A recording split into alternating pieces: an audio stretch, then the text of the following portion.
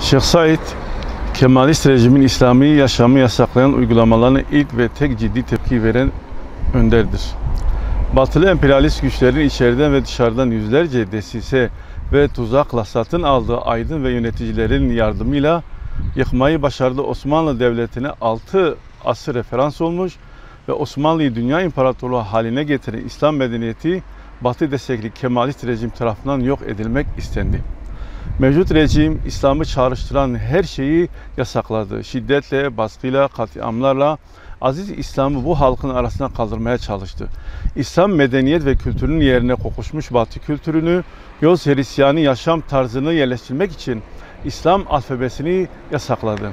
İslami tesettür ve yaşam biçimine savaş açtı. Basit bahanelerle başta alimler olmak üzere binlerce İslami şahsiyeti idam etti. Evet, İslam kanunlarının yerine batılı kanunları ülkeye hakim kıldı.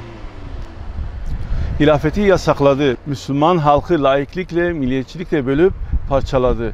Müslümanları birleştiren ümmet anlayışı yerine kavmiyetçilik, asabiyetin hakim kılarak Türklerin dışındaki diğer Müslüman milletleri, Kürtler ve diğerlerini ötekileştirdi.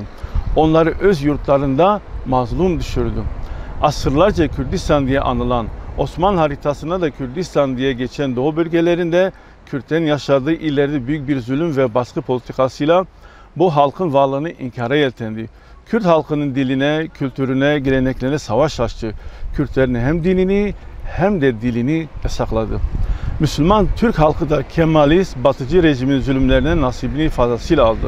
İslami yaşamda direnen, İslami kimliğini korumaya çalışan, Batı tarzı giyimi benimsemeyen Türk halkından yüzlercesini, binlercesini katletti, sürgüne gönderdi, camilerini ahıra çevirdi.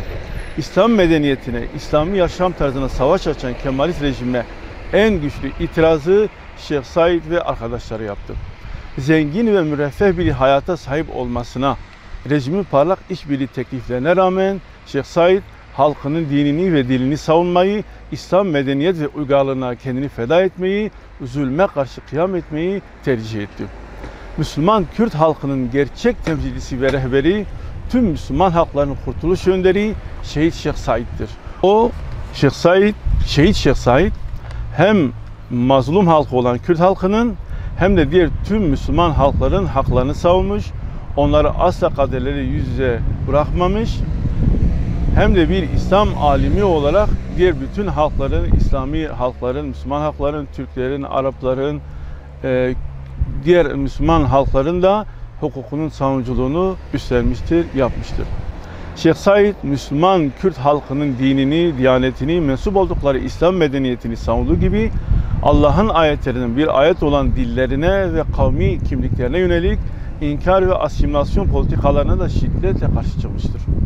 Bu yüzden ırkçı rejim tarafından Kürtçülükle suçlanmış, yine Kürt halkının dinine ve geleneklerine düşman, Kemalizmin Kürt versiyonu olan Apoizm tarafından sahiplenilmeye, kullanılmaya çalışılmıştır ne yazık ki.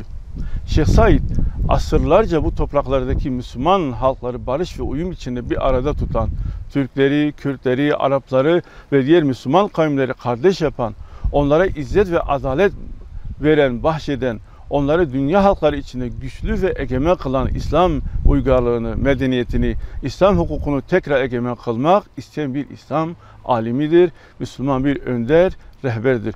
Bu uğurda her türlü fedakarlığı, zindanı, işkenceyi, katliamları göze alan bir kahraman önderdir.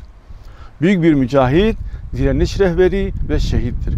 Başta mazlum Müslüman Kürt halkı olmak üzere bu ülkenin Müslüman halkları tekrar izzetli, güçlü, barış ve adalet dolu günlerine dönmek, emperyalist güçlerin, Amerika, İsrail ve diğer şeytani batılı devletlerin şerlerinden emin olmak istiyorlarsa, Şehit Şeyh Said'i ve onun yolunu kendine rehber seçmek, o yolda ilerlemek zorundadırlar. Müslümanlar olarak, Müslüman halklar olarak tekrar eski özgür, adil günlerimize dönmek istiyorsak, Şehit Şeyh Said gibi İslam alimlerini baş tacı etmeli, onların rehberliğini benimsemeliyiz.